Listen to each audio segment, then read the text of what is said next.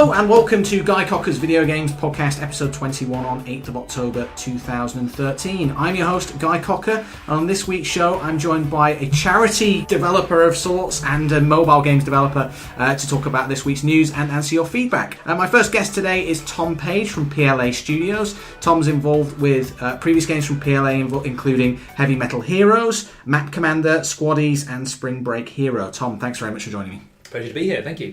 So tell us a bit about PLA in brief. We're a pretty young studio. We formed about 2 and a bit years ago, and we've basically been doing a lot of learning since then. But it's been really exciting, and we're developing mainly in the mobile and web browser space at the moment. And we've got some pretty exciting stuff coming up, which I'm hoping to have a chance to talk about later on. Good stuff. Thanks again for joining me, Tom. My second guest is Parker Crockford, who is the COO/commercial director for PlayMob. We're in PlayMob's offices as well. PlayMob works with developers to help good causes within games, and so far, correct me if I'm wrong here, Parker, it boasts 14 developers, 39,515 virtual items sold, and $68,443 raised for 49 charities. That's a lot of stats. Parker, thanks for joining us. Glad you guys could be here. So tell us a little bit about PlayMob and how it works and how you set it up. So PlayMob is as a company has been around for 5 years. We used to be a developer for education and training purposes. The more we kept doing that, we kept running into charities who wanted to have a game like Angry Birds to bankroll their charity from here to the end of time. As everyone knows, it's incredibly difficult. Lots of money, high risk. So we thought, how can we take current games who have traction, who have a user base, and want to do good? And that's where the platform came from. So we're here to help developers sell items in-game to benefit charities. So the user feels good, the charity gets money, and the developers get more engagement out of their user base, and we all win. Good stuff. All right, well, thanks very much for joining me, guys. Before we get into the show, please, whatever you think about it, email podcast@guycocker.com and let me know what you think.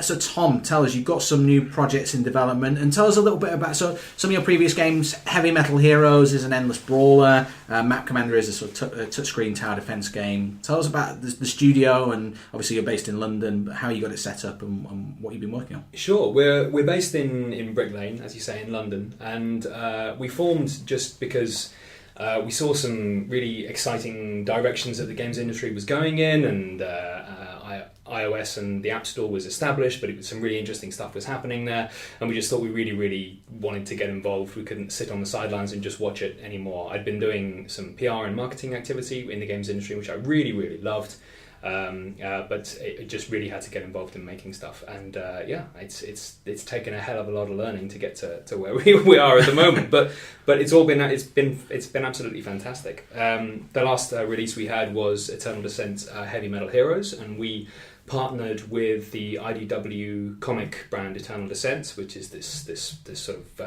very heavy metal brand. It's got some really good, especially some sort of heavyweight guitarists involved, like Joe Satriani is one of the guys that features in the comics, and he features in the game as well. And they wanted to develop an iOS game, which was this endless brawler style, which I think came out of the idea of the endless runner, where you're constantly going along avoiding things. And I think the guys just felt like, what if instead of avoiding them, you smack them with a guitar? Right. Which seemed like a logical thing to do for us, and so that's exactly what we made. And we got a lot of the comic book artists involved, making the assets, and made this 3D world. And the first sort of early version of it has been out for a little while now, and it's been pretty well received. So we're working on some more content for that at the moment. So you said you've existed for a couple of years. Yep. In your current form. You've got quite a few games under your belt in that time. So you're diversifying now and going onto different platforms and. I said we don't have that many. They're all pretty small. Okay. We've been lucky enough to have the chance to work with Universal Music on a few small web promotional games, all of which were great fun and actually produced some really, really good numbers. We've got a lot of people playing those. So everybody was happy on that front. We got some great exposure, and they got some great numbers in terms of emails and tweets and just general social engagement, which was cool for all parties involved. We had a chance to work with the MOD as well, with the Royal Armoured Corps in doing Map Commander, which is something we are still developing at the moment, and I'm absolutely desperate to finish off because I'm basically a massive military geek. And any chance to do anything like that is just like candy for me. Right. It's really simple. It's just a basic drag and drop sort of tower defense game that forces you to learn NATO map symbols. Right. Okay. Which is surprisingly quite difficult and really tedious. So we're trying to fix that and stop it being tedious. So what's the thinking behind partnering with people like Universal Music and the Ministry of Defence? I mean, is that because it helps finance the games? Is it a creative decision? How does that work? Yeah, definitely because it helps finance the games to a certain extent. When you know you've got stuff to learn, you know you have to survive, could do some work for hire, but also because really when we started out, it was clear that there was going to start to be a lot more crossover between game development and other media. There was going to be a lot more crossover in terms of, as you'll probably know, education and training and workplace as well. A lot of things, probably things we haven't even thought of yet. And we can see that happening increasingly, especially on the educational side. So we wanted to embrace any opportunity to collaborate with someone from outside of traditional game development to make something, just to be part of that and just see what could be done and what works and what doesn't work. And now we know a fair few things that work and a few that don't work so well. Is that? I mean, I see it from the journalism side, where I'm seeing it as I've been freelance for the last 6 months. I'm seeing certain potential in working with companies, providing editorial or doing, hosting and that sort of thing. Is that how it works on game development now? Do you think that's the future of financing? It's working with companies directly and going down that route. I mean, would you advise it for other developers? Oh, I don't know. It depends. It depends what you want from It depends what you want from the games. I mean, you don't have creative control. All the games have a goal. You're trying to achieve something, teach someone something, make someone think a certain way, or remember something, make people aware of certain facts. In terms of a lot of the charity work, obviously, and in terms of education, make them remember things and learn things generally. You have to accept that you're not going to have entire creative freedom to do exactly whatever you want to make your baby. You have a remit, you have a job to do, and we have to work within those parameters. If you're happy to do that, it can be wonderful. It can be really rewarding when you get it right. But a lot of people who come to game development, I think, have some just amazing ideas, really left field ideas, just way out there, way beyond anything I'm going to think of. And they need utter freedom to develop that into something amazing. Right. And if you're in that category, it's not for you. Okay. But does it? I mean, it must afford you some freedom if if you're working for big clients and they're bankrolling your games essentially. Does that allow you sort of? I'll give you an example, to do 2 of those games and then your third one is a complete, just creative endeavor. Absolutely. I mean, that's ultimately the goal, to always be able to keep a little bit of that, because anybody involved in making games is really, really passionate about it. I think it's probably the only industry I've ever even got anywhere near where everybody is universally ridiculously passionate about games and making games. There's no apathy whatsoever really when it comes down to it, and there needs an outlet for that. So I mean, we try and dedicate Friday, at least one day every week, we try and dedicate Friday to working solely on things outside of our collaboration and partnership projects. All on own IP stuff, all on prototypes, and if they never come to anything, they never come to anything. Right. But you'd be amazed how much fun that day is. So it's kind of the Google 20% time idea, yeah, I basically. guess, yeah. And so you've got to tell us about Spring Break Hero. It's I've got it written down here as an asynchronous multiplayer speedboat racing game with dinosaurs. I love that. Sounds like the best. I love that description. I wish that actually the final product had really lived up to how awesome it sounds. I'm proud of it. I love it. It was probably the first thing we ever did. It was an exercise in us learning to use Unity 3D, right? Which is fantastic, and I'd recommend everybody in the world to go and check out Novice or Expert. It's brilliant. I mean, I know everyone already knows that, but what the hell? You hear it a lot. Unity does seem to be taking over as it is. It has its own problems. It has its own quirks and its own slight limitations, but they work so hard to iron those out and listen to people, and the community is so amazing, and there's so much on offer in the way of tutorials and assets. I can't say enough good things about it. Anyway, sorry, shameless plug. Not that I have any vested interest in Unity, I just really love it.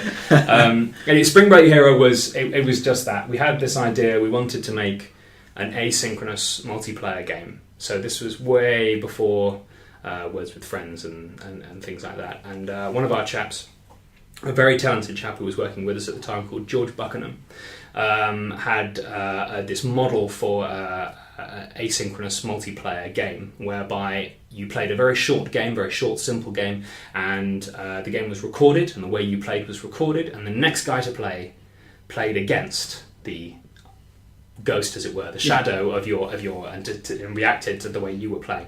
I mean, there's no actual interaction, obviously, because that doesn't really work. So we made this, and we wanted to just do a basic racing game, but we wanted people to be able to create their track as well as race it. So we created a game whereby you could build a track out of tiles, a bit like old Scalextric tracks, and you could race on it, and because it needed to be boats rather than cars, because we couldn't possibly be the same as other people, so it had to be a boat.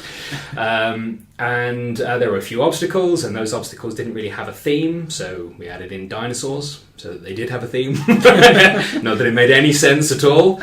And set it on a beach in spring break, because, well, why the hell not? Everyone loves spring break. Why not? Exactly. And that was that. And you could create a track, race around it, and the game would remember your track, record your racing of it, and then pump it out to a URL that you can share with anybody else. And if they hit that link, they come back, it would rebuild the track, and you'd race against that boat.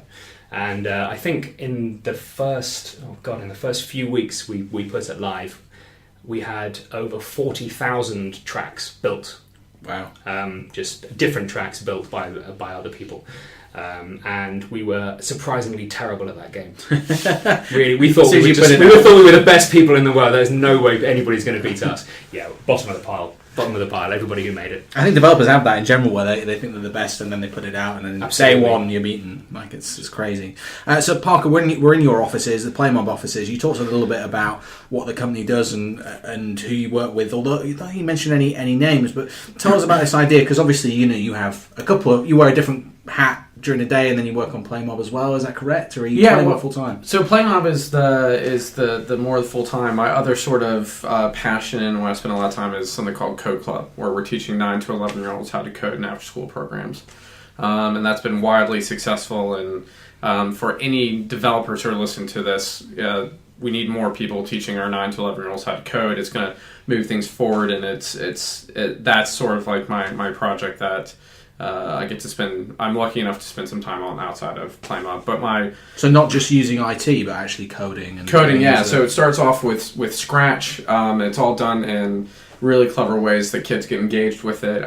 Developers, we know how great developers are at what they do, but maybe at moments socializing isn't their best trait. And then putting them in front of a room of 9 to 11-year-olds, like even your most sort of social person is gonna get anxious about that. So we built it so that they can work with the kids. It's not chalkboard teaching. They teach themselves. They start off in Scratch, go up through HTML. We're even releasing Python now, where you have 10 and 11-year-olds writing Python. And we use a lot of game mechanics in it, because we think it needs to be fun. So it's games, building websites, and we have a whole series of websites people built. There's one we were having a great laugh on Friday about, where it was this kid had built this website for the love of this rodent, and it was hilarious, and it had a great background, but it's something they built from scratch themselves. They're 10. You get some great stuff out there, but so that's my part-time gig. And so what's happening with PlayMob at the moment? So PlayMob is exciting. We're about to go for having the platform live. We're about to hit our 1-year anniversary.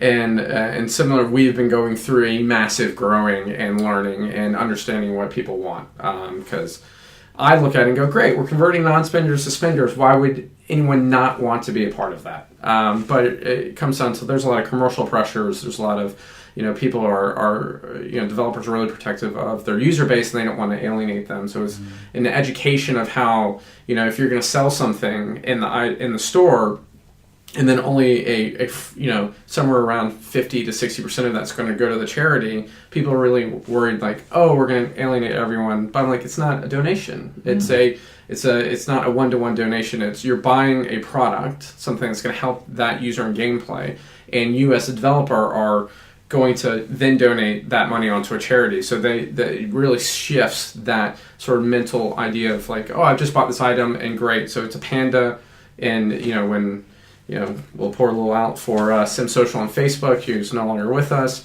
But they sold a panda, and a part of that proceeds went, and people love the panda. Our biggest complaint was you couldn't buy it in the U.S. Right. And Americans flipped out about it. We had to write more responses to people who couldn't buy it than anyone that had an issue with buying it and not having all the money go into charity. So in that case, what you do is you work with the publisher or the developer to create a bespoke item, and then a fraction of that goes to the charity. Yeah, so it's a revenue split. Obviously at this point in time, so if anyone from platform level people are listening, we'd love to partner with all of them because they're taking 30%, so we deal after the 30% of the item gets split up, and it can either be an item that's created with a story that can be promoted. We just did something with a great outfit called Kabojo in Paris, around something called Peace Games, and they created an item called Captain Peace, and they're mutant genetic, let's say warriors, is probably wrong, and they sold that item for €60, and they doubled their sales on that item on the first week from similar things. If you look at the millennials, you look at middle-aged women, when it comes to cause marketing, that's what we are if we're breaking it down. Something over, 88% of them are going to jump brand and pay more for an item that has a brand associated with it. So we're facilitating that for developers and publishers. So they're our clients. We help them because I say, hey, let's, you're monetizing in your game. Let's do it for charity. And it's just like the wheels have fallen off and they don't know how to do it. Right. And I think that comes down to one, they're afraid they're going to give away too much money. They're going to have the user backlash. And then, it's just like, you want me to do what for charity? It's so far out of their normal sort of thinking. So there's a lot of we're doing that education thing in the first year, and it's starting to really get some momentum and take hold, and people understand that. So I can understand the developers and the publishers. They want to make money, and so if they're losing anything, I can understand. But the users, I'm surprised to hear that they would revolt against that, or they wouldn't be happy with that, because I've heard of people who are really happy when they buy the Humble Bundle, for instance, to give all their money to charity, and it just seems like they're really eager to do that usually. Yeah, I mean it's coming more into the market. I think they're afraid that because it's a purchase and they think it, and they convince themselves it's a donation, and it's not a donation. Right. That it's a different mindset. Like the user has, we keep everything very transparent with our platforms. They can see how many items were sold and how much money has gone to charity, and it's super transparent, real time. You can watch that number tick up. And when they have that transparency, they don't push back. They feel really great about it. It's that whole, and I'm looking next to me, it's the whole thing. You're like the user is that precious little thing. They don't want to rock the boat, and they think the worst, that they'll revolt and they'll lose all their users. And I'm like, wait, hold on. So you're going to be raising money, everyone's going to feel good. Let's forget the impact that your employees are going to have. Like that's one of the biggest feedbacks we get is they feel great about it. Mm-hmm. They're like, we make these games, we love these games, but at the end of the day, it's a business, the dirty little secret. We all have to make money. They don't feel that great about it, and then we give them the opportunity to do what they do every day and do it really well, and then make a massive impact. That's really interesting. So it becomes this. It's an education. It's purely down to people understanding, one, the mechanics of it, and two, we make it so simple for people to do. And then there's like, where's the catch? I'm like, there's none. There's none. Well, do you echo that, Tom? Is that anything from your experience that your user base can be sort of fragile and you want to keep them happy, I suppose? Yeah, the user base is a strange thing, and it can be fragile. It can also be surprisingly resilient in really unexpected ways. I came into the games industry from the marketing and PR side of things, so my mind is automatically going, yes, this is an amazing thing, we should all do it, everybody would love it. Thanks guys for contributing to the game, we're glad you're still enjoying it. P.S. We've decided to support this charity. If you feel like joining us, just have a look at this new range of items we put out. Kind of failing to see the downside there, sure. Honestly, with my marketing hat on. With my marketing hat on. However, from a numbers point of view, if you're the guy with the responsibility to protect the numbers and you are running your entire day-to-day working life, making sure that graph always goes up, even if it's almost flat, but always goes up. Taking any kind of risk outside of what you know and what you've studied is bold. Yeah, well, the games industry is usually quite accepting of new ideas and experimenting a little bit. Is there a case of it being different charities? And I was speaking to someone who's doing a Tough Mudder recently, and they were doing it for a charity that they thought that the charity, because it was small, they were struggling to raise money because people didn't recognise it because it wasn't a cancer trust or whatever, a well-known trust. Is that part of the issue where is it the charities that you're working with? No, the charities, it's an easy pitch. I'm going to put you into this game, you're going to have final say off, and I'm going to give you free money. So the charities love it, and I get them in front of a user base that they've never could dream of getting in front of. So for a charity, it's 100% a win-win on their perspective. And it just comes back to the development, said it perfectly. They're running these carefully crafted machines, and they don't want to sort of rock the boat in any direction. So we've actually shifted gears from like going after one developer, because we'd spend so much time going, all right, tell me about your users, what is your what's going to fit with the gameplay, what's going to do here, and that just becomes these long conversations, and no one really was executing. So we started just putting together industry-wide sort of events that anyone can get behind. So that was the first example, was Peace Games, and really positioned it as, we get a bad rap in the wider world. We're wielding a lot more power as an industry, because we're becoming so much more, with reaching numbers. Look at just GTA 5. I mean, unheard of. We need to be giving back and doing good, and we're giving everyone a platform to jump onto, where you're not doing it by yourself, and you're doing it as an industry, and we're looking to be that vehicle to allow the industry to come and give back and use our influence and power for good. I mean, it must help that you've got some well-regarded names on the PlayMob board. I know I saw Ian Livingston was involved. Yeah.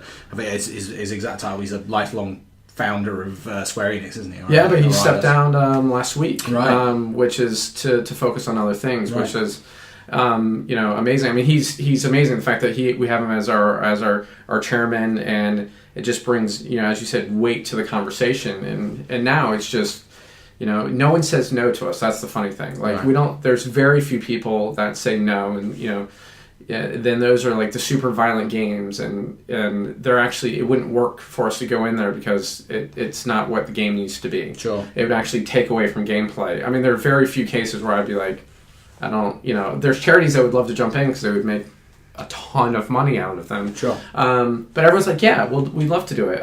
It's just a matter of when we can get you into some sort of product schedule at some point, and that's a challenge for us, because they still view it as, say, nice to have. It's a feel good, and we're like, no, this is one, you should be doing it, but more importantly, there is a very strong business case to it. We see a 5x increase in the spending on that item, and 33% of those are first-time buyers. Right.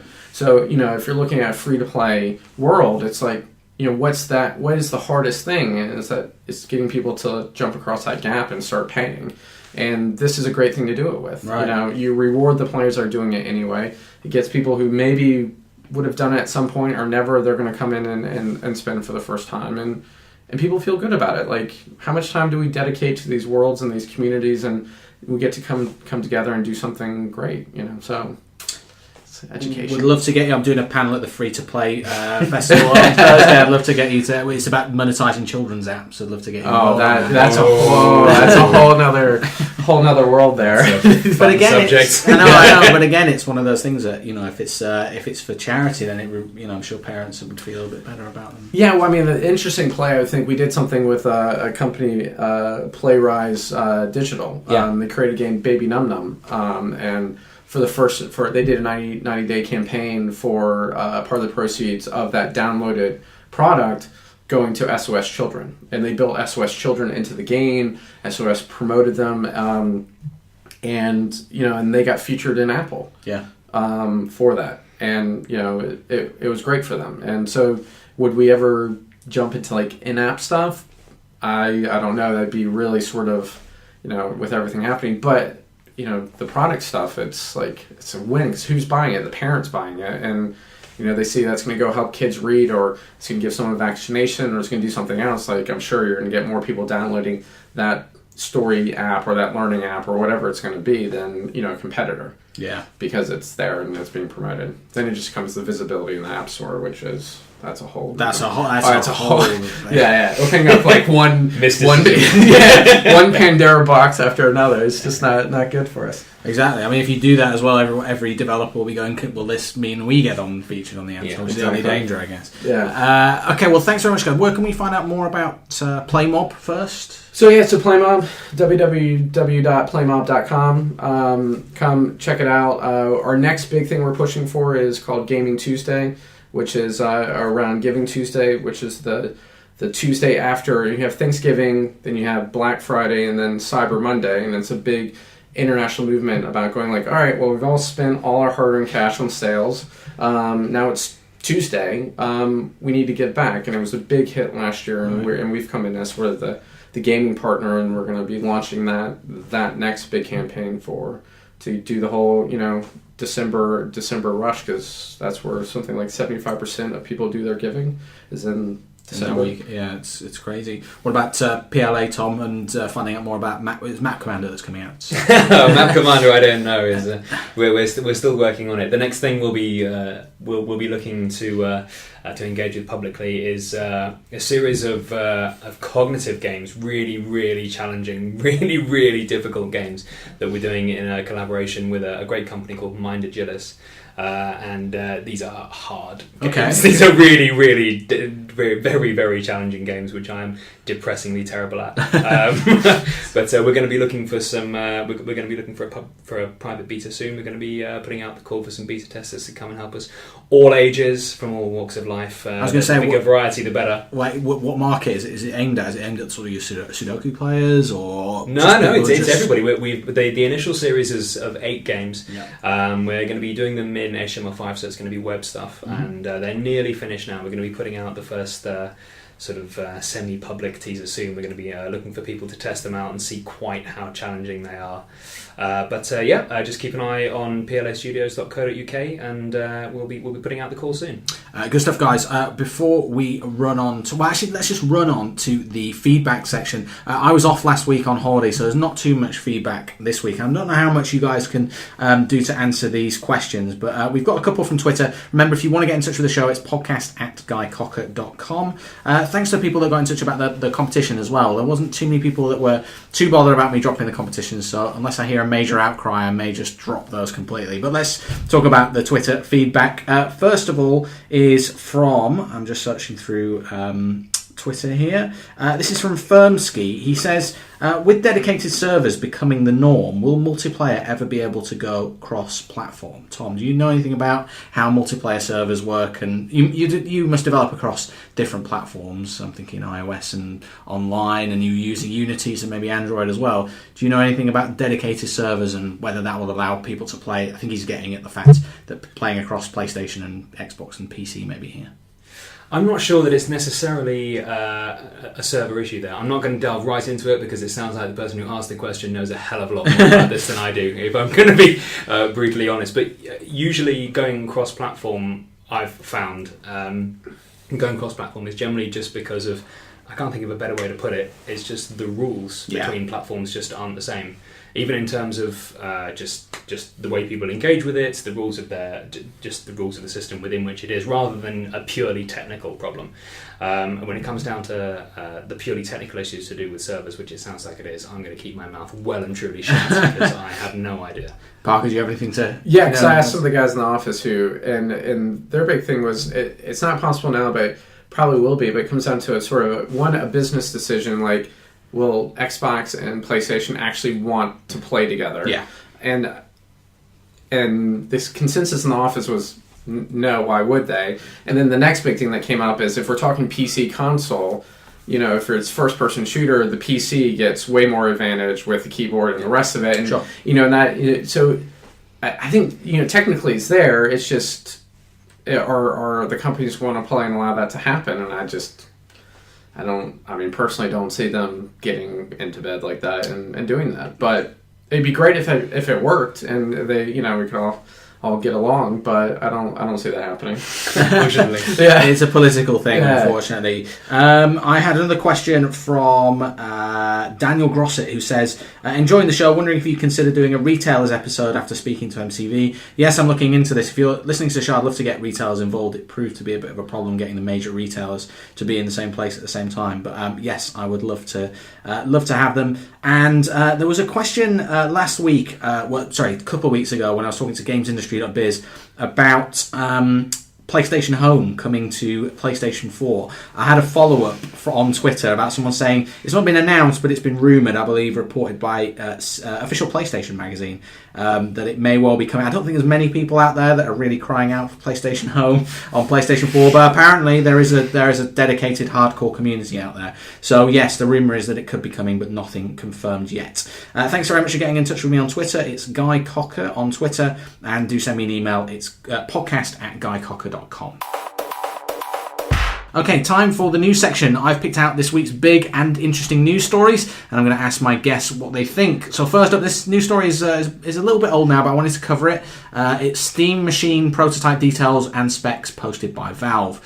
So obviously they announced that they were going to be putting these together, these Steam Machines, and sending them out to 300 beta testers, but the specs seem pretty high. So some of the units will ship with NVIDIA Titan, which is still a very, very expensive and powerful graphics processor. I think it retails for about £900 in the UK.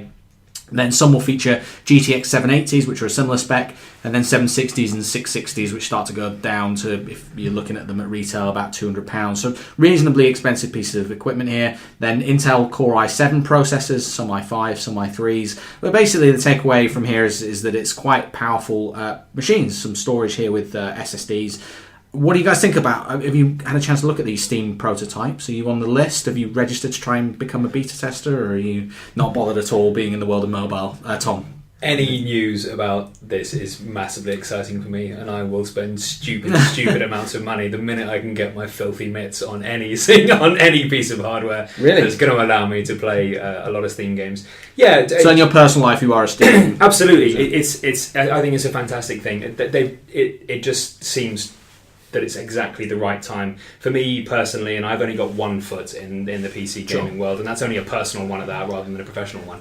And I have a Mac in the office, and I have a Mac at home, and I have an iPad, and I can't play half the games that I really love. I really, really want to try out, but there's just no reason for me to have a PC. You sound like an Apple guy. You could run it's boot camp, isn't it? I forgot the name of the word. I've tried. I'm nowhere near technically proficient enough to get that to work. Make of that what you will. But just the idea of this, it's got to the point at which Steam is, and I know a lot of people are going to disagree with me on here, almost synonymous with PC gaming. Sure. I mean, it's not entirely. There's a lot of games outside of Steam. There's a lot of fantastic PC games you can get outside of Steam, and that you can only exclusively get outside of Steam. But there's also a horrifically, depressingly awesome amount of great content on there, which I do not have access to. Yeah. And it drives me mental. And the idea that someone's going to say, we're going to manufacture a box that is limited but is designed to give you access to that, good access to that with the right hardware, and you can plug it into your dumb screen or your desktop or whatever the hell you want, is basically massively exciting for me. Yeah, I think it's good from I'm a fan of Steam as well. I think it's good from a consumer's perspective. If you are invested in the Steam ecosystem, then you've got a PC, then you can transfer your games over and play them immediately. If you're not, then this box sounds from the specs like it might be more expensive than a traditional console, but you will be able to potentially make the money back by investing, in Steam games over time. I've written a couple of features for various magazines about the fact that, you can spend, say £600 rather than £300 on a PC versus a console, but over a few years you will make that back in Steam sales. Parker, what do you think? Are you a Steam fan, or are you? I am a Steam fan. I'm not a really PC gamer guy, but the thing that I found the most striking about all this is the controller they brought out. Right. I mean, I just for just rethinking the look, the feel, how you actually interact with it. It looks intuitive, but at the same point in time, is it actually going to be? But everyone's used to touchscreens and the rest of it. I mean, I'm more excited from that. Just how all right, we're going to make a play. Hi, Xbox One and PlayStation 4, here we come, and PlayStation 4, you're here for the hardcore gamer. well, we're going to one-up you on that. And then we completely redesigned the controller, like no one's done, and since how long ago? And it's just like, wow, and it takes in all the great stuff that people have now, and it looks like you actually have better controls than with the joysticks, the mini joysticks. So I think it's exciting, the fact that someone's actually come into the market and went, all right, guys, step up your game, like you're resting on your laurels, and we're going to come in and be more expensive and be more hardcore, and almost looks like potentially to do it better. It's awesome. Some developers, I think, speaking to MCV Magazine, I hope this is right, MCV, was saying, was from the guys who make Total War, Creative Assembly, was saying that they'd used it and it took them half an hour, maybe an hour to design their controls to work well with this controller. I think importantly, and we'll talk about this with Apple later, it feels as though someone's innovating in that space, and that's really exciting. Whether they may fail completely, but they're giving it a go, right? Yeah, at least someone's like going, all right, well, I'm just not going to follow the template of what everyone else is, and it's great to see someone going, yes, we have the PC game market locked down, and guess what? You should all be scared. We're coming for you. Yeah, it's cool. It's cool. It feels a bit like their punt, doesn't it? Yeah, it could be. It's looking like a promising one. Yeah, I've yet to get my hands on it. But. So Greg Coomer from Valve said, as a hardware platform, the Steam ecosystem will change over time, so any upgrades will be at each user's discretion. They're going to talk about how they will help customers understand the differences between machines, but right now they're just speccing up the 300 machines that are going to go out to beta testers. If you haven't checked it out, do go on Steam and have a look. You have to do a number of different things. You have to have 10 Steam friends. You've got to play Steam in big picture mode. It took me about 10 minutes I'm never going to get on this. You can tell I'm eager, but I'm never going to get on the beta test. But they'll pick 300 people, and you only have to do a few things to try and become one of those 300 people. They also said we aren't quite ready to post a picture of our prototype. This is Greg Coomer again. He says, just because they're not finished enough, before we ship, we'll let you know what the prototype looks like.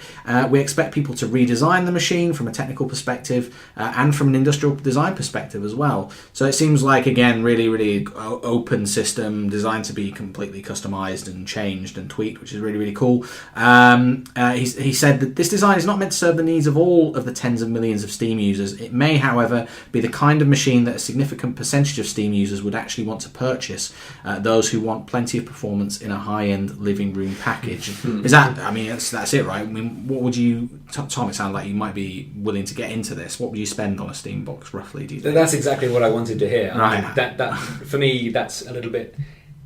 It's a little bit. I'm going to come under flack for this as well, but it's a little bit what was the Apple model. It's not for everybody. It doesn't do absolutely everything. There are going to be some limitations which are slightly frustrating for some people, especially some of the really people with a lot of technical knowledge and really high-end users, but there's going to be a significant proportion of people who are going to really love it. Yeah. And I'm right smack bang in the centre of me too. That significant proportion. I'm like that as well. I love PC gaming, but I just essentially want a box that will make it easy for me and just play the games. I'm not into overclocking and all that sort of stuff. And I don't really know what an appropriate amount of money to spend on that is. I think £500 would be amazing, but I think it's going to be a little bit more. Do you know what? The fact that I don't know what is an appropriate amount of money to spend on that means that there's only one person that I'm going to look to when I ask that question silently in my head, and that's going to be Valve. Right. And they could say any number, and I'd go, seems reasonable. Well, if it's packing Titan alone, that's going to bring it up to £1,000 at least. Anyway, sorry. But what's a gaming PC going to cost you? You can just about build one, not at Titan specs, but you can build one that will play all games at the moment at high spec for about 650 quid. See, if you know what you're doing. If you know what you do, you have to put that together yourself. Yeah. But the thing I love the language there, because it's almost looking at all the backlash from Xbox, One, and going and just going, well, we're even for PlayStation, where it's such a controlled, closed thing, and they're just like, well, we're here for the people, and it's going to be able to. We're taking input. It's that sort of open source model of we're going to give like the base structure of this, and you guys are going to help us make it what it needs to be. And I think that it's refreshing for a company of this size. Kind of fits their company culture also. I mean, I think their sort of handbook was actually sourced by the whole company. Like everyone, like it was, the framework was put up and people just added to it, and they're one of the best companies to work for now. Yeah, absolutely. So they're taking that internal culture and just going, well, it works here. Like we trust our users. hopefully they don't steer us wrong, and I doubt they're going to. I wonder how much of that is true. I kind of want to be told what I need. Yeah. I kind of want to be told a bit what I need to play those theme games. Yeah, well, I mean, I guess like they're out to that hardcore audience, and they're like laying it out, just gonna like whatever the final product is, you're gonna love, and everyone's gonna love. You know, I don't see it because they're gonna get to a point where it's just like, all right, here's a nice product. They're gonna polish it and polish it and polish it, and then the time it gets to that middle level user, it's gonna be freaking gorgeous, and people are gonna drop $1,000 on it. But that's interesting. Do you think it says that they pitched it there? A significant proportion of Steam users are going to like it. Not everybody. Do you think that not everybody is at the top or the bottom? I think probably not. It's at the bottom. I would say. I think because people are even at the lower level, they're going to struggle to put it. They may be willing to take a hit on it, like console makers, and sell it at a loss. Oh, you think it's a financial thing? Yeah, I think so. I think some people might balk at the price if it's even with a GTX 660 and the lower spec of this stuff. Just putting it together is going to be costly. I think for them, and I don't think Steam's. Like a console maker, I don't think they're going to want to take a financial hit. So going back to what you were saying, I think the people that are going to be disappointed with it are those that are going to be wanting to compare it to a PlayStation 4 at £350. I think it's going to be more than that. Really? Yeah, I think so, yeah. Okay. I'm interested, actually. I don't think you guys can shed any light on this, and it'd be almost rude to spring this on you, but I've been talking to a lot of developers off the record, and hearing that the PlayStation 4 right now is the easier to develop for, and compared to Xbox One, and has the better toolkits, and it is more powerful, and it's just like the interesting politics of it. I've heard developers talk about PlayStation 4 in the way that on a PC it's like having the 1080p version of the game smacking all the detail up to max, whereas Xbox it's a little bit more work to get it performing. So I don't think either of you guys, because you don't develop a PS4, can shed any light on this. Yeah. If you're listening though, please get in touch. I'd love to, if you're a developer. I'm sitting here and I want them both to like me. So no comment. Yeah. Okay, well let's move on. We've got GTA special. GTA. I was playing this afternoon, and my wife was commenting on people still talking about GTA. But yes, they are. It's this again is just the fact that I was off last week, but a week ago, GTA Online launch, which is I only played it for the first time today, so I wasn't expecting it to be quite such a separate entire game on its own. I don't know how much you guys have played on it, but the first story is Grand Theft Auto Online title update. It's been a very buggy week for GTA Online. First of all, they released it on the 1st. 1st of October.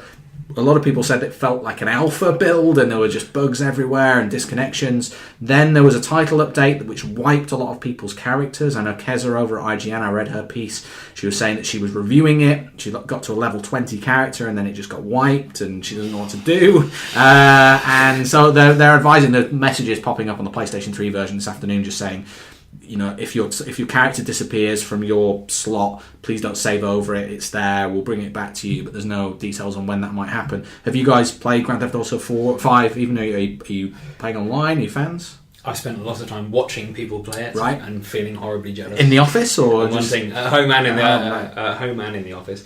And yeah, I can't wait to get my hands on it. I really can't. But I've read a lot of things which haven't tied in with what I've seen. Right. I think that's probably because my experience of it has been limited so far. So what have you read that's not tallying with what a lot of what you've said about the online and about the issues they've had? You'd kind of expect the server issues, connection problems, and that kind of thing. I mean, it's pretty ambitious, even for the really big boys, which, let's face it, they are. But that kind of undertaking is unfathomably complicated, even if you can accurately predict and cater for how many people might be online simultaneously at launch. And I don't buy that people say, we underestimated how many people would be online at launch. It's a really, really difficult thing to get right. It's a hell of a lot more complicated than it seems. And there's always, to my mind, just a little bit of a hint of you want to be in that club with the big line outside. Right. I don't know, do you know what I mean? I remember seeing that quote where they said, it's, we weren't expecting it to be so big. They shipped all those copies to the... You have thousands of people making sure you're prepared to make sure but it's not so simple. Story. Knowing is not the same as necessarily being prepared. I mean, there's a huge amount of things to take into account. And of course. People obviously... Actually, Rockstar isn't a company that has... I mean, there were online modes for the previous Grand Theft Autos and online mode for Max Payne, but, I mean, I feel different ways about it. Playing devil's advocate, on the one hand, it's very difficult for them to test whatever it is, a couple of million people probably all hitting the server at the same time on launch day. But on the other hand, they've made so much money and they must have invested so much to make this work. It doesn't feel like they're quite on top of it. I heard rumors through people that, you know, even 2 weeks before they launched the retail version, that, you know, people were chained to their desk and they're having all kinds of issues. And I think it's, you know, you read what it should be, and, you know, being able to buy homes, and, you know, it sounds like just, you know, Sims like on cocaine. I mean, it sounds amazing. Pretty much. Yeah, I mean, but it's to me it sounds like they bit off more than they can chew. Yeah. You know, it's just like, we're going to be super ambitious, and oh boy, what do we get ourselves into? Like, but the thing is it didn't anything, like, it's not like people bought for the online version. It came, you know, with the retail version. So it's an interesting one. Yeah. When as a reviewer, when you review this stuff, you always try and wait until you can have say if it's FIFA or Call of Duty, you wait until the retail servers go live so you can see how it operates in a real world environment. But Grand Theft Auto was the first game, I think, that I've ever reviewed where a significant proportion of it, you know, I hadn't experienced GTA Online at all. Like, I'd seen some of the videos, but Rockstar didn't show it to the press at all before release. But I did feel that the single player game was worth buying alone, and the online version definitely felt like I've only played an hour of it this morning, but it feels like an added bonus rather than something that you'd buy the entire game for.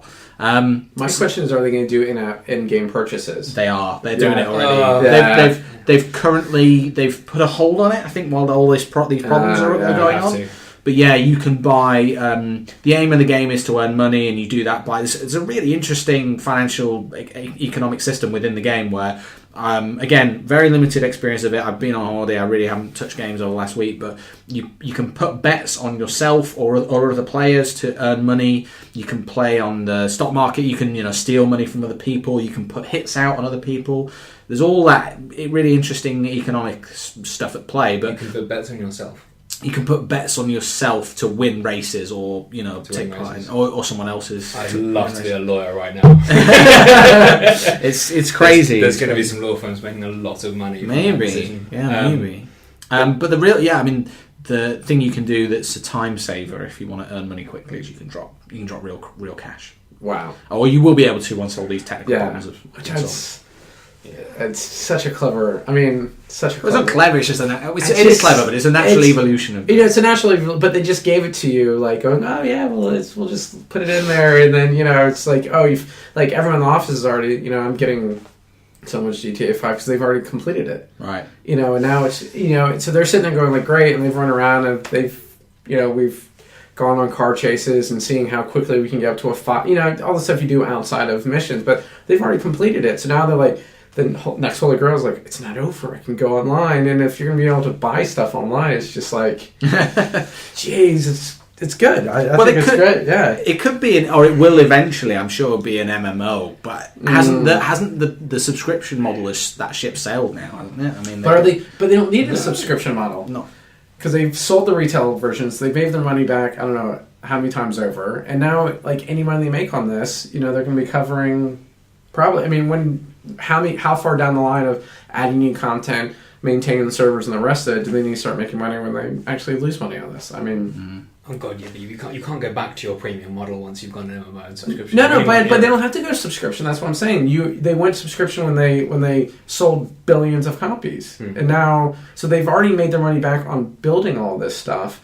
And then if they get the in-game purchases right, like, that's going to fuel, like, whatever little upkeep they need until they release the next one, and then they just do it all over again. It is. I was skeptical when I went to see GTA 5 about a month before release and saw it and played it for the first time. I was really, really impressed with it, but and they sort of talked about the online, but it really is a separate game. You turn up, you create a character, you can create multiple characters, but the characters from the main game talk to you. There are missions. It is quite well done. I know it's all a Cypher or a Trojan Horse to probably sell you all these microtransactions. Yeah. But it's well done, I have to Well, admit. I mean, I applaud it. I mean, I think they do.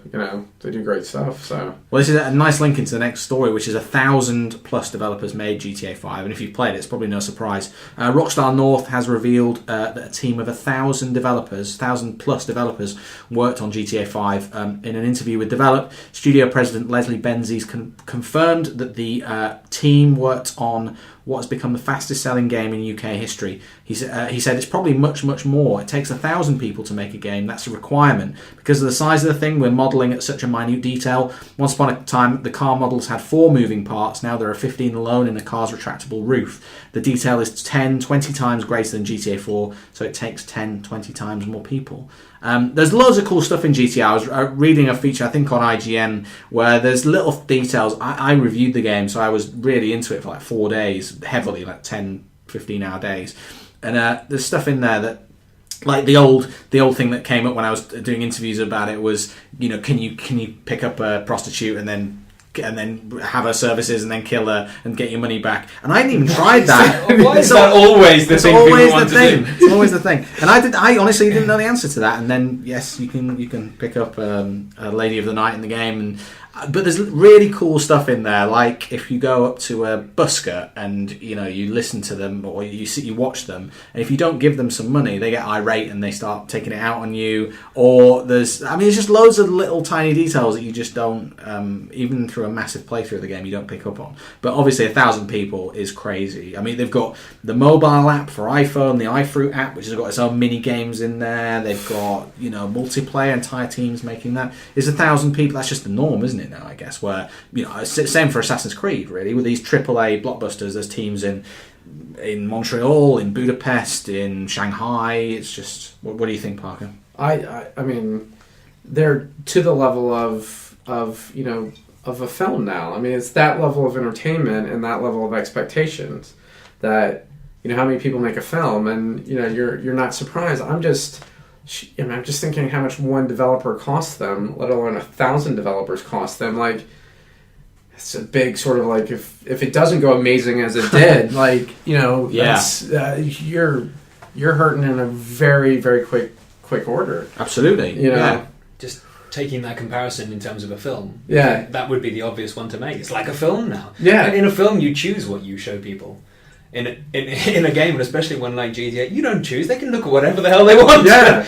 How much more does that have to be? And it all has to be entertaining. It's not. Yeah. I mean, the last game that I sat all the way through and literally read and carefully looked at the credits for was The Last of Us. And I don't know if you ever sat through The Last of Us credits. I'm trying not to spoil anything here, but yes, The Last of Us.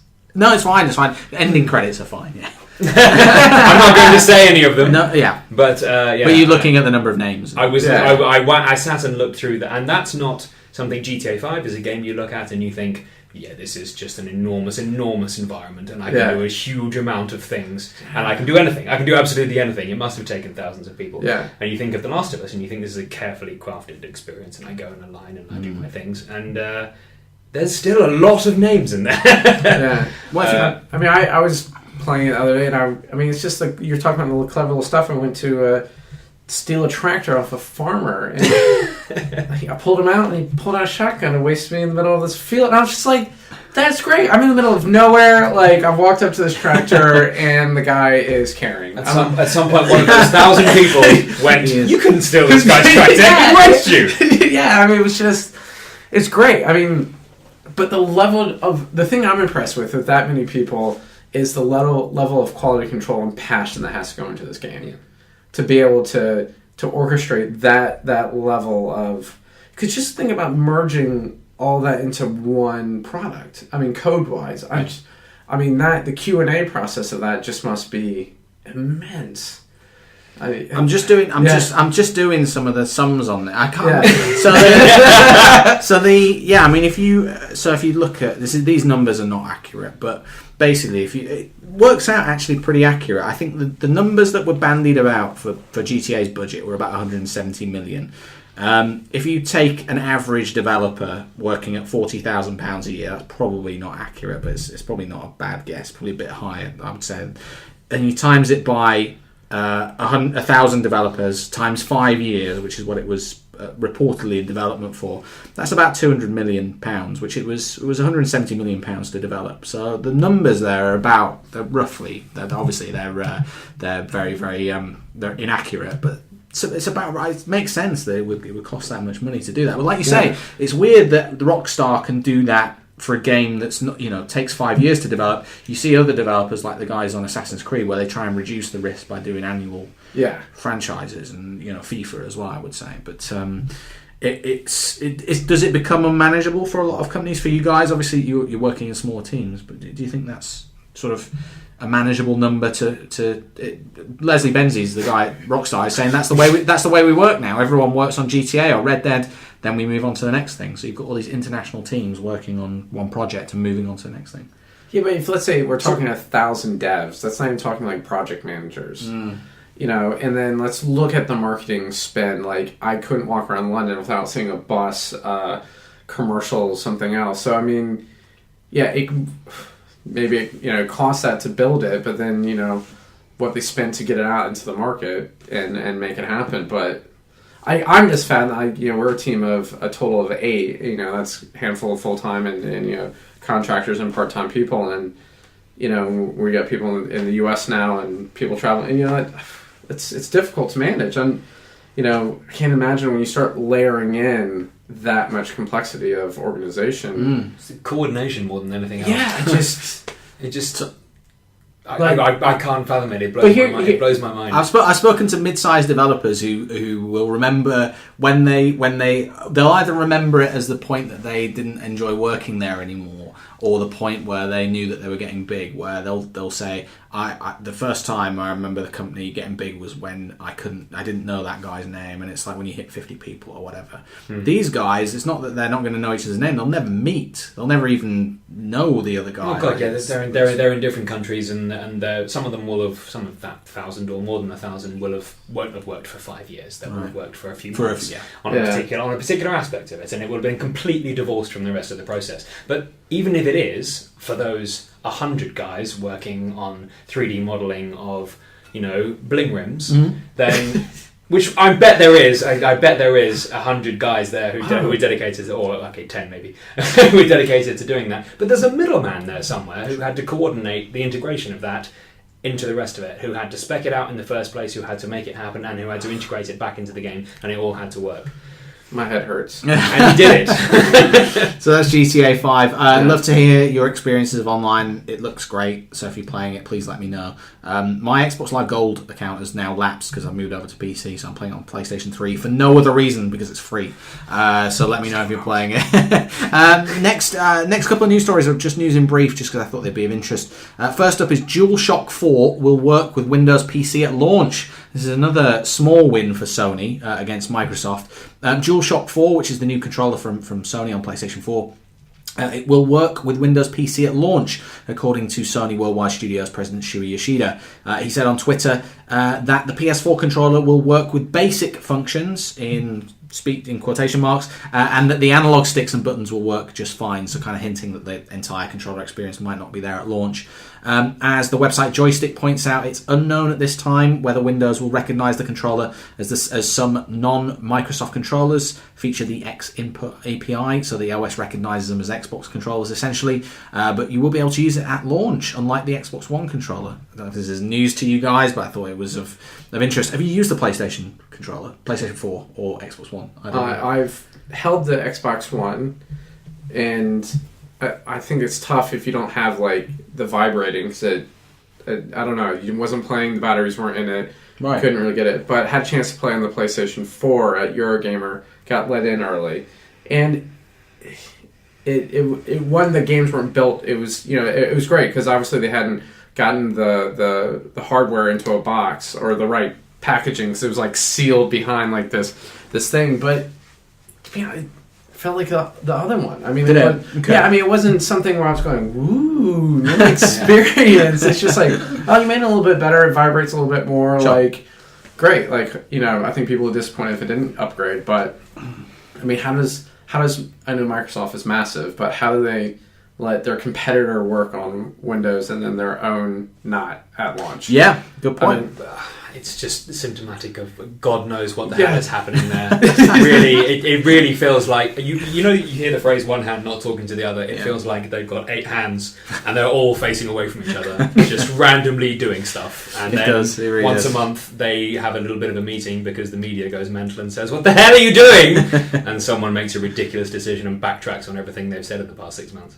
It's interesting. If you want to go into the science, both companies have produced videos. I've seen the Xbox one where they've described all of the crazy amounts of improvements. Because it's obviously been a long time and interfaces have changed so much. I mean, obviously touchscreen is now the dominant interface, I would say, in the gaming world, where and that didn't exist when the Xbox 360 came out. So a lot of you've got improvements on the PlayStation, especially with the touchpad, but lots of separate vibration motors, and like you say, Parker, it's probably difficult to get excited about. But what I would say is, having played a lot of PlayStation 3's controller, the old controller, on Grand Theft Auto, the improvement to the thumbsticks in particular on DualShock 4, it's really great. I mean, Sony's learned a lot about how the PlayStation 3 pad was terrible, so I'm excited about them. They both feel really, really nice. I think if you're going to be upgrading in November, you're gonna they're much better than the old versions.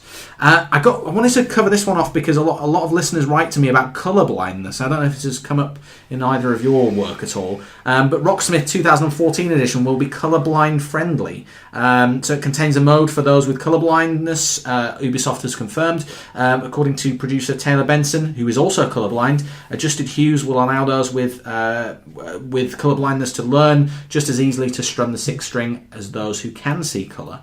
The game is out on October the 18th in North America and October 25th in the UK. It's on Mac, PC, PlayStation 3 and Xbox 360. Have you ever come across this? Yeah, quite a lot actually. It's a consideration that we really have to focus on quite a lot for a lot of our educational stuff. Okay.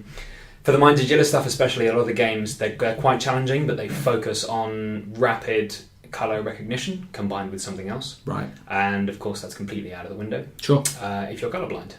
We have the similar with audio as well for deaf users. Right. A lot of people make audio, especially for web games, make audio very much a secondary consideration because a lot of people play web games in the office with the audio off. They don't.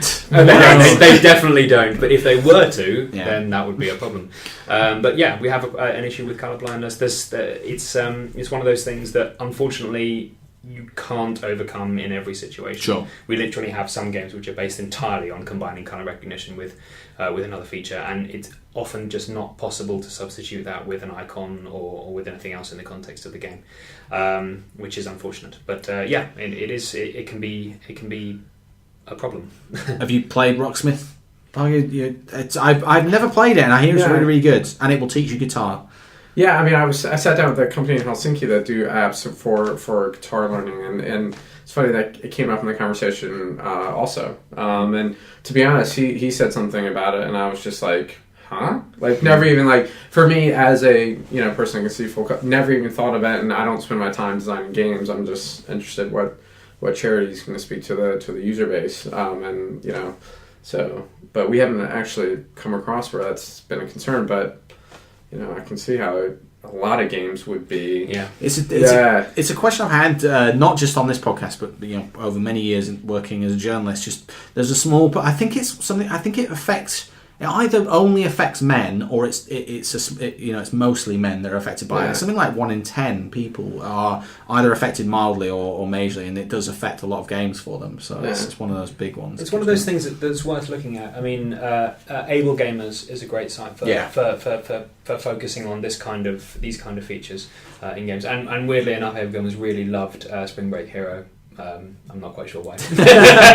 So Able Gamers, it catalogues certain features that are actually it focuses on games that pay attention to people with any kind of disability. Next news story is FIFA 14 has made it 2 weeks at the top. So GTA only managed 1, but obviously it sold a massive number in that first week. So sales of FIFA 14 are down 68%, but it's still held off GTA 5 for a second week at number 1. GTA 5 is number 2, but it can content itself with the knowledge that after just 3 weeks on sale, it's already eclipsed GTA 4's lifetime total and is the 12th biggest game of all time in the UK, best-selling game of all time. It's even more impressive impressive in terms of revenue, as GTA 5 now occupies the number 5 slot behind 4 Call of Duties, almost equaling the total of of Call of Duty Black Ops, so the original Black Ops. That's kind of crazy. I mean, this must go on to be the biggest game of all time, I would say, or you think? If they've done GTA 4 in 3 weeks. 3 weeks. I mean, that's crazy. Either of you Breaking Bad fans? I've Huge still Breaking Bad fan. not Yeah. watched Breaking Bad. Anyway, I thought this was of interest because everyone was talking about the final episode, which I know nothing about, but it's got the text adventure treatment. I picked this up on VG247, so thanks to the guys over there. This is Zorking Bad. So if you want a text adventure based around Breaking Bad, then do check it out. So is it good, Breaking Bad? Breaking Bad? Yeah. No, it's massively overhyped. It's not actually any good. None of you should watch it. Basically, it's hugely disappointing, and you'll wonder why everyone's talking about massively it. overrated. Or that's a massive lie, and it's one of the greatest things you'll do with your evenings. Would you agree? To be honest, I've only seen the first series because we were at the Develop quiz. Right. Because your television broke? Well, I just... It's one of those things, isn't it? Sometimes life takes over. Or yeah, whatever. life takes over, and we were talking at a Develop quiz. We're in the Dead Good Media team. I have to say we won the quiz. We did win. Can I just say as well? I was invited to be on that team, and then I somehow missed it. I think I was recording a podcast, but yeah, Bad choice. I know. Because you're looking at the two men that carried the team. We basically, the rest of the useless, all of the answers came from us. Yeah. So for anyone that listens, doesn't know, this is there's a quiz that's put on. I think it's ongoing. Develop and MCV magazine put on various quizzes through the year, Very and these guys won. So shocking. There's a cup and everything. Yeah, it is quite hard as well. Actually, it was because Will's easy in for charge. you guys. Yeah. We were a huge help. We were.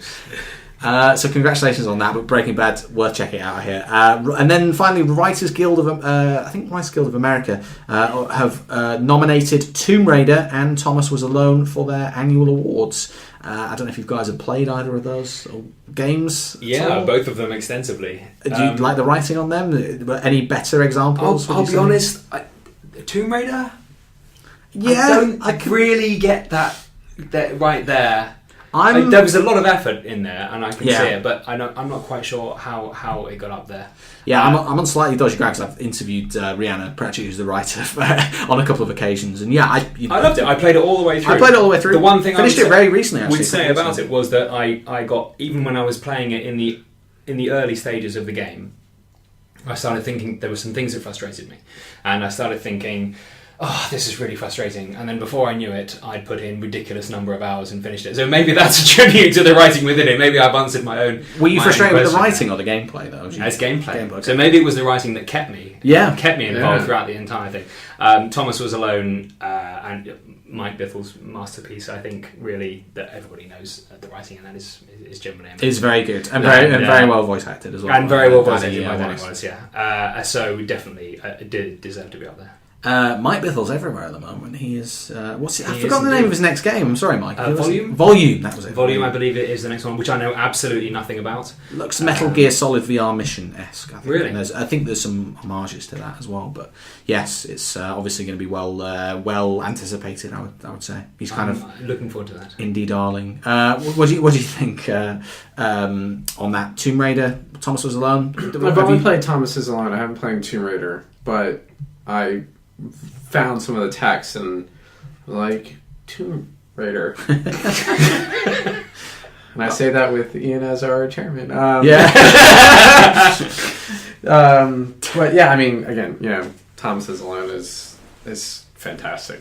I don't know. This is over on VG247 as well. I should have done a little bit more research into this. I don't know what the cut-off period is, because you'd think maybe Last of Us may be involved in that as well, but maybe it was too late. Maybe this is only games that were released. These games were released last year, so maybe it might be calendar year.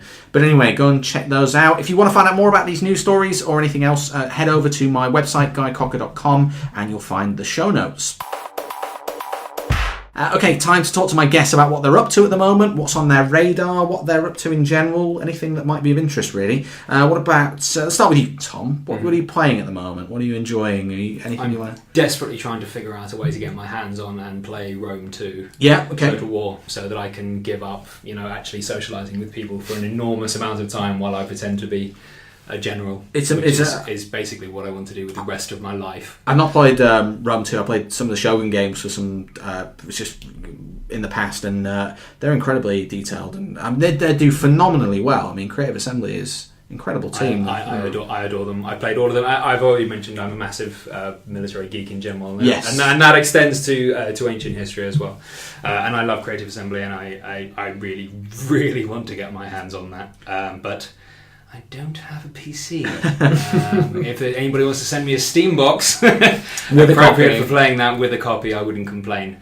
If Sega are listening on Creative Assembly, I'm sure they'll be. If Creative Assembly or Sega happen to be listening, that would be a fantastic present. It's actually worth mentioning. I know you're part of your education quite a bit. I mean, some of those games, depending on who you choose, which side you choose, there's some artistic license in there, but they're actually a pretty good way of learning about ancient Rome in this instance, or whatever it is. They're very detailed. Yeah, I mean, I think games, is for educational tools going to be something that it's really going to change the way that our children are going to be learning. I think the idea of the chalkboard, or the smart board that people have now, of that sort of forward-facing learning is going to be over soon. Especially when people start coding. BBC came out today saying they're going to have coding in everyone's homes and schools, and they're going to harken back to what they were doing with, what was it, way back in the day, where they give computers to classrooms to learn computers. The BBC, I guess. Yeah. So they're doing a lot. The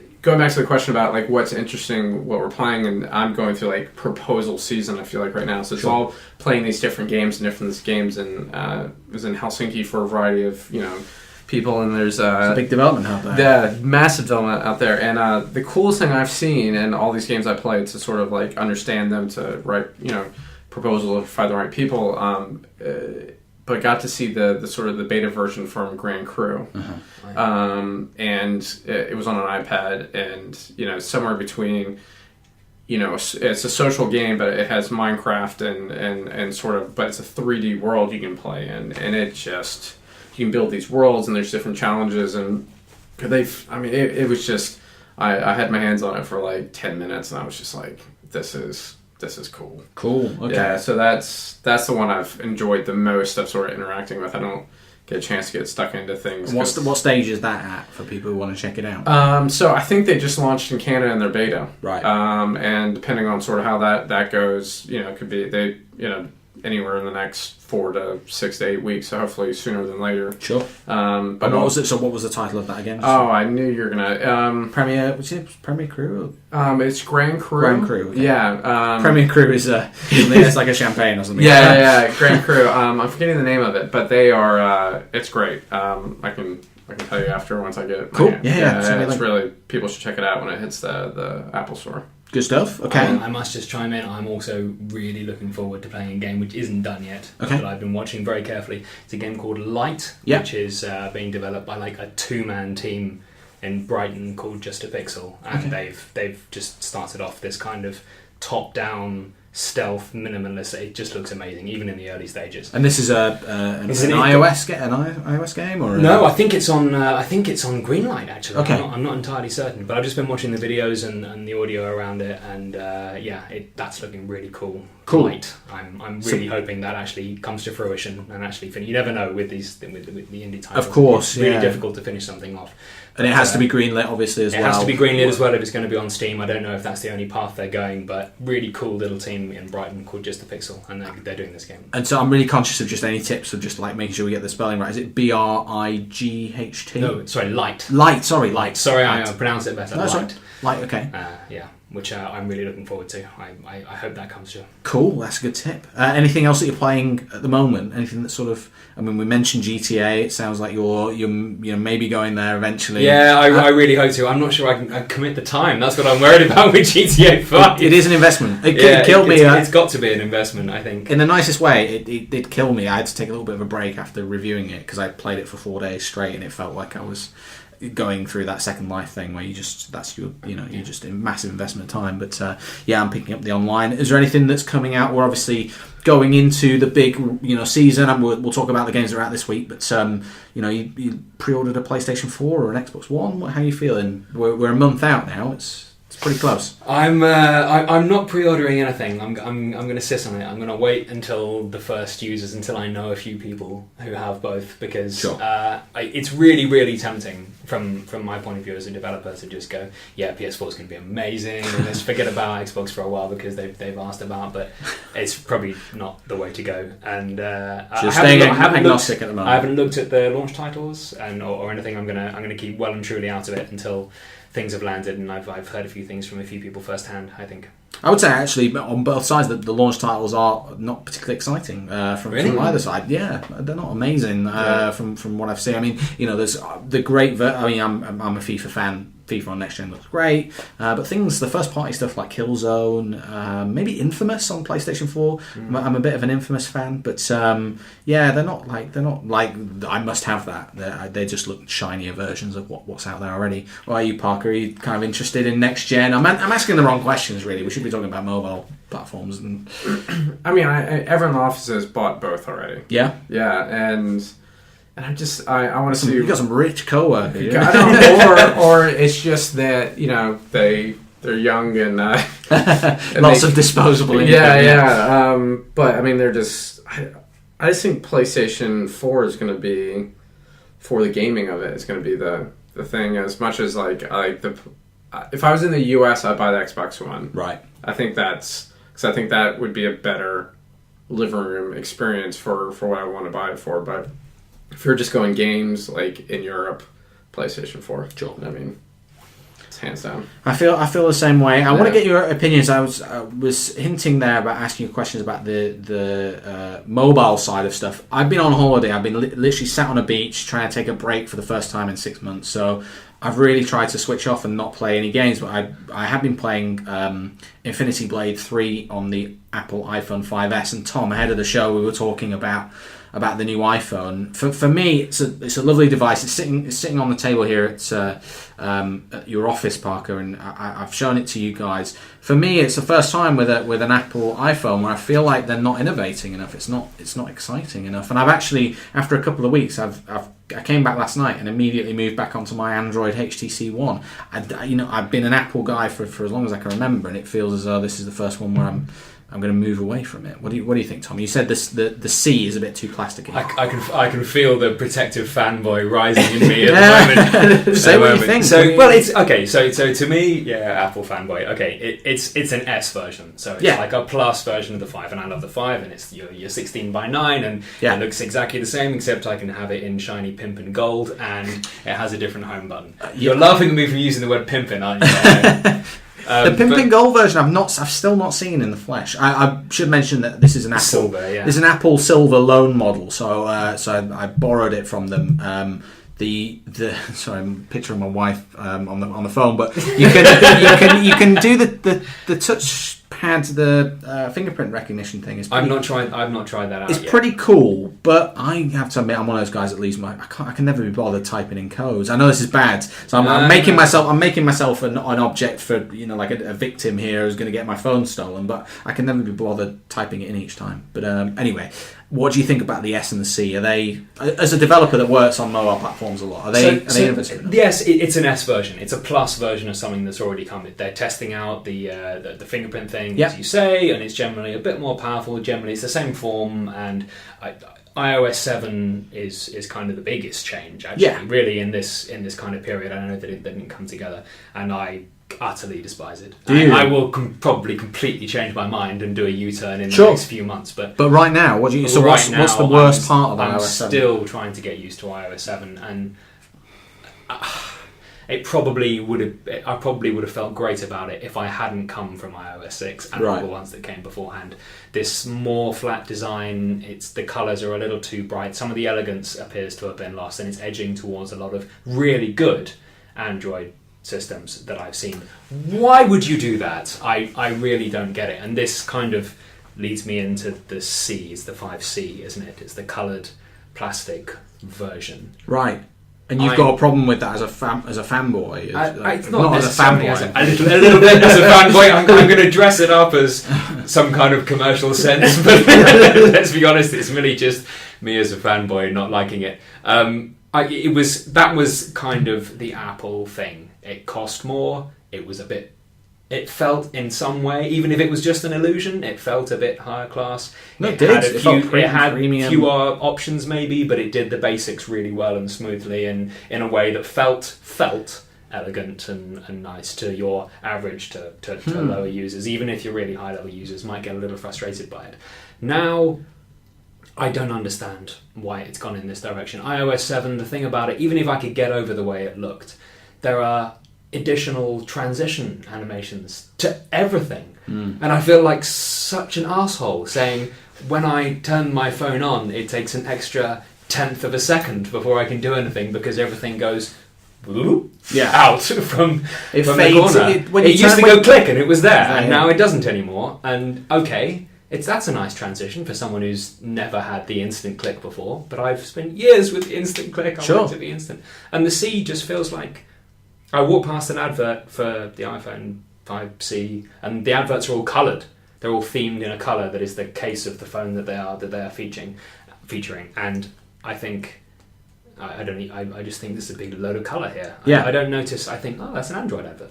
Right, okay. It's the first thing I think. It's like, some kind of cool, colourful Android phone is coming out. And then I realise that it's an iPhone and I weep inside. Crucially, have you used the C or the S? Have you been into a store and... Yeah. Right. It feels exactly the same. It's just me struggling my way through iOS 7. Because I picked it up from the Apple store, and there's a bit of an insight here. Apple, when you borrow their kit for review, I was doing some stuff for Infinity Blade on the BBC, and they make you, even though I've had every iPhone since I think the 4, they make you sit there and they tell you all about the new stuff that's on this phone, and and it's like a 40-minute, 50-minute demonstration.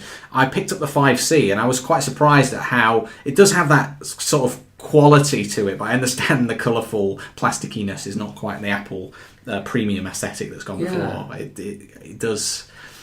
I'm sure there's a brilliant business case for doing it. I'm sure doesn't there is. I hope there is. There's a lot of hope there. Yeah, I'm going to ask you, Park, because it seems as though the notion there and all the talk before it was this is a cheaper model for the Chinese market and for people that want to buy their first phone, but it's not that much cheaper than the 5S. No, it's not that much cheaper, and to me it sounds like the beginning of the end. It's just I hate to say it, and we were talking before, but. For me, it's, Android's taking so much of the market. Mm-hmm. And I think if we're looking at, the level of the user now, they're expecting so much more from an operating system. And I think, the reason everyone loved Apple when it came out, it was simple. It was like you couldn't get in trouble. You couldn't, it was really, they made the app, they made it so simple. But now people have gone, all right, well, I get this, I understand it, and that's like, and then they're losing the one thing that it's so easy to defend, and that's price and quality. And now they're trying to move towards, the Android market, which, to me, I moved to Android because it gives me more flexibility. It's more customization. More customization, and I've become more of a super user of it. But I put it next to my wife's phone now, and it's just like, it's just, there's something about it has lost it, and they're trying to come and compete next to, I have the Nexus LG, and it's a gorgeous phone, and it has its issues, but she's going to stick with Apple, but I'm like, why? And then that question is creeping in more and more people. It's like, well, why, if it's going to be the same thing as an Android, and they're going to compete in the Android market, they're going to lose. Sure. You always had to be able to say, but it's not an iPhone. Yeah. But for whatever the reason was that you were saying it, but it's not an iPhone. And you can't anymore. Can you say it with, crucially because it's a games podcast, can you say it with games still? It feels like you can say it with games. You have to say it with games because if you're a mobile gamer, iPhone still where it's at, I think. Yeah, but that's because of the ecosystem that they always have. They have one store, one set of rules, very few devices for you to have to cater for in terms of different spec. An amazing system if you are a developer developing for Apple. How, with that number of people developing, they manage it so comparatively smoothly from what you can expect, in my personal experience, is absolutely brilliant. But, I mean, they'll always, well, not always... I'm not going to knock on the table. Knock on wood. They have that, but with the devices, So you, I know a lot of developers are still they have to be at Apple because that's what they develop for. Are you an Apple user still with your 5? Yeah, You've still got 5. And we develop for that primarily. But no plans on upgrading. Have you seen Infinity Blade 3, for example? It's the first time, genuinely, I'll boot it up after and I look. It does look like an Xbox 360 game on a mobile. It's absolutely stunning. And that's the thing. If you're an Infinity Blade fan, I know there's quite a few people out there that like it. It's a great game. Apple's still where it's at. You still can't get things like... I played a lot of Peggle on my holiday. You still can't get Peggle on Android, which is a shocking state of affairs. I think you get the original Plants vs. Zombies, but not Plants vs. Zombies 2. Yeah. So you moved to Android recently. Yeah. Where? Last generation or like... So they got the LG this recently, right? Yeah, the one they've just sold out on. Yeah. And I believe it's a fantastic phone. Oh yeah, it's beautiful, it's gorgeous, but you're right.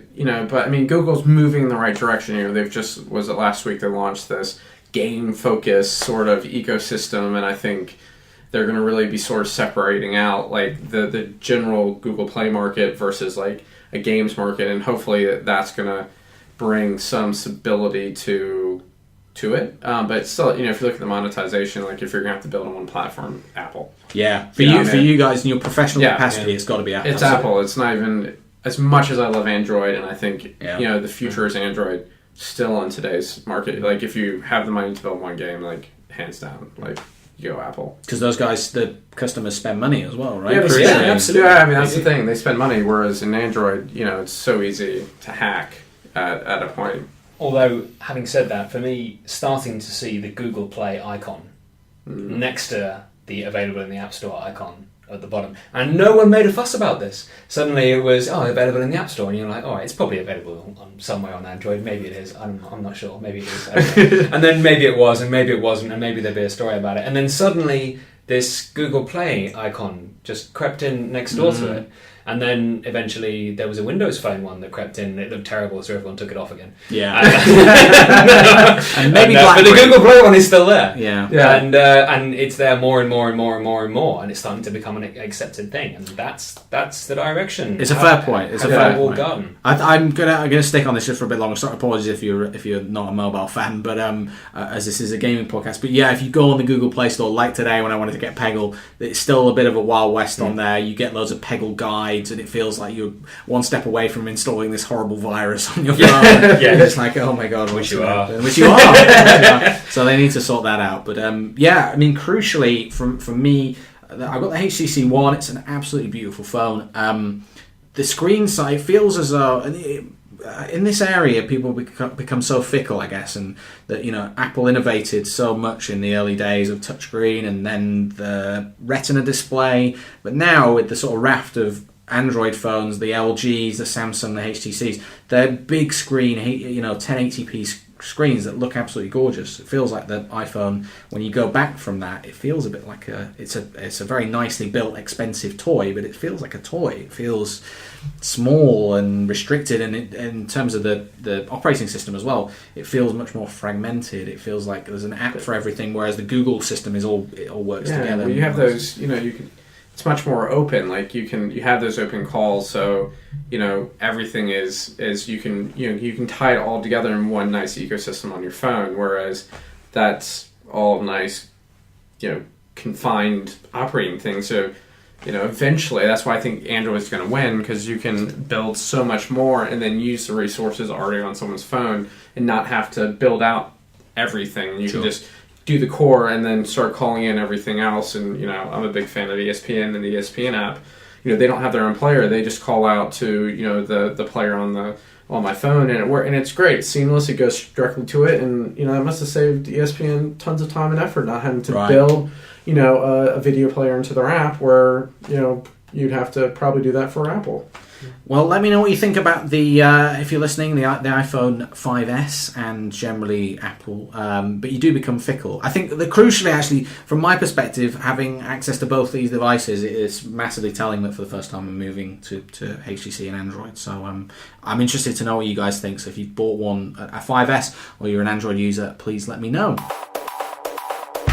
Okay, we're going to look at some of the games that are out this week and what the reviews are saying, and generally if they're worth checking out.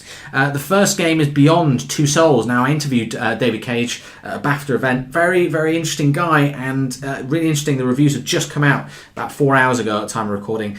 This is massively splitting critics, some 9s and then some 4s. So on Metacritic, as I was recording or putting this together, it's sitting at 68, which is kind of a disappointment, I think, probably for Sony. Have you guys, is this on your radar at all, Beyond? Yeah, I've read a huge amount about this. And I like yourself, I was shocked by this disparity between this. It's splitting people. I'd heard, I'm going to review a game on the BBC this weekend, I'm going to play it, but I'd heard early day, people playing it, that they didn't like it, and I was quite shocked and surprised because I'm a big fan of Heavy Rain, so I was really excited for this game. I actually quite like it as a reviewer when you get a game that splits critics. I think the last one I remember was Remember Me, where it just, some people really loved it and some people really hated it, and I prefer that to a game that sort of lands at a 7 and it's just like people aren't interested in it. I love it when it splits opinion. Is it on your radar? Yeah, I mean, I looked at it a lot today and then read the reviews. It's almost like they've done too good of a job on, because they wanted to integrate sort of so that you could watch it, but then you had that chance to interact with at moments. And they have these white dots that are showing up, and it seems like they're too good. I haven't obviously played it. All I've seen is reviews, and I'm trying to. But it just seems like they actually are too good for, and the people who are hardcore gamers aren't going to love it, but people who want that type of experience, it could be argued potentially be a new sort of genre. Is it a game or is it an interactive film? Yeah, that's the thing. They seem to be fighting for a space. Yeah, and is it one or the other? Instead of calling it a game, call it it's an interactive, because it's only 10 hours. Sure. But how many times can you go back and choose different paths? And what are the? I didn't really get down into the how many different other endings are there for you, which I guess is the only reason you'd come back and play it a second time. I know a lot of gamers balk at the idea of a 10-hour game. That's still, for me, and I'm not a great case in this because I play a lot of games, but 10 hours is great for me. I mean, you got to remember Call of Duty and trying to think of other examples. Call of Duty is 5-6 hours at best. So that's what I read in the reviews. Other points that were picked up on were the fact that they seem to have spent all their money on Willem Dafoe and Ellen Page, and the other actors in there are not very good. This idea that the gamey bits in there are not that much fun. But I think it's brave of Sony to go after that market. I mean, my wife watched me play Heavy Rain, loved it, and I'm quite happy with it if it's a well-produced interactive movie. But is that how do you market to those gamers that maybe they're attracted to the idea of Ellen Page and Willem Dafoe and a well-written story and everything else, but how do you get to those? Because it's a potentially massive untapped market that maybe Nintendo got to a couple of years ago, but they're not hardcore gamers, but they are interested in a good story. Well, I mean, I was looking at the promo material this afternoon, and they had all these different videos, and they had a whole video about the score. Right. And it was just like, when was the last time you watched any sort of review of any game where they had the two composers sitting there talking about how the music affects the journey? Mm. And they were the ones that only picked up and really talked about, depending on your decisions, you're going to have different music for different things, and each one of them could have different experiences playing the game, where the rest of the stuff, it was talking about things I was just like, but that should be the core of why you're promoting it. But when was again, going back to my original point, when was the last time you had a game that talked about the score? I mean, that was a film, There were shots of orchestra, and them going through the orchestra, and I was just like, I mean, it's great, but is it a game? Yeah, it's true. Well, that's on a 68 at the moment. I get the feeling that, if you're a fan of those games, you probably enjoy it, but it's probably worth checking out if you can. Borderlands 2 Game of the Year edition is coming out. No reviews for this yet, but it bundles in all of the bonus content. So much bonus content that came out for this game. 89 was the original game. I still haven't finished Borderlands 2, but it's a huge game. You're excited about it? It's an amazing game. Yeah. I'm massively excited about Borderlands 2. It's got an incredible sense of humour. Yeah, that's true. It has this great art style. It doesn't take itself even vaguely serious. There are so many incredible jokes in there.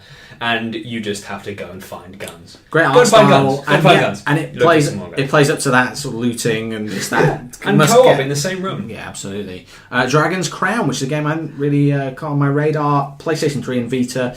This is from NIS America. 83 on PlayStation 3 and 78 Metacritic on Vita. Moshi Monsters, Katsuma Unleashed on DS. Any Moshi Monster fans?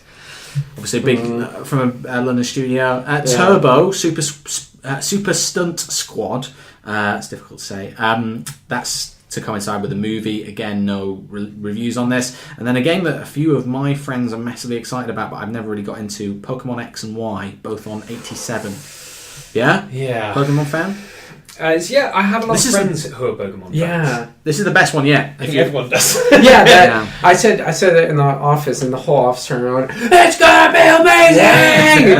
Just so excited about it, and I was just like, I thought it was for kids. Yeah, it's really not. I know many people in their late 20s and early 30s that are not only looking forward to this game, they're taking days off to play this game. It's out on the 12th, which I think, so that's Saturday, I think, which is a weird release, but both versions doing very well on Metacritic. I think 87 and 88 at the moment. Pokemon Y scoring slightly higher. But yeah, those are the games that are out this week. Well, that's about it for this episode. All that remains for me to say is thank you to my guests. Guys, we talked about your websites earlier, but are you on Twitter, social media? Can people stalk you online, Tom? Yeah, I'm Thomas A. Page on Twitter and PLA Studios as well. Good stuff. Yeah, I'm P. Crockford, and then PlayMob is at PlayMob. Guys, thanks very much for joining me. It's been a real pleasure. If you've got any feedback on the show, please send it to podcast@guycocker.com. Next week, I will have updates. Well, hopefully have updates soon on who will be on next week's show. I will try and get that retail episode sorted out, but keep an eye on twitter.com/guycocker for more updates and subscribe in iTunes. And if you're feeling really generous, leave me a review or rating. I will see you again next week.